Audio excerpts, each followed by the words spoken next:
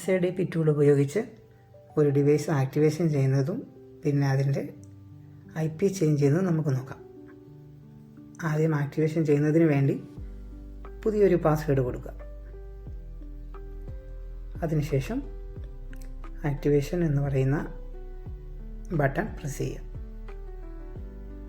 Device ആക്റ്റീവായി.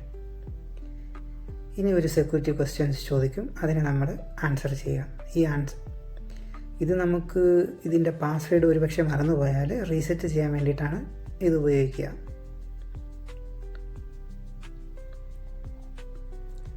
ഇനി ചെയ്യേണ്ടത് നമുക്ക് അതിൻ്റെ IP അഡ്രസ്സ് ഒന്ന് മാറ്റി കൊടുക്കാം.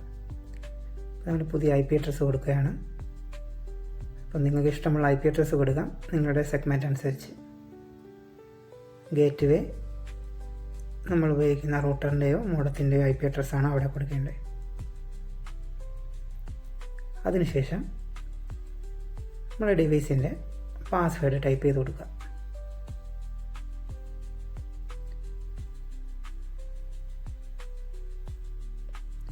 മോഡിഫൈ പ്രസ് ചെയ്യുക.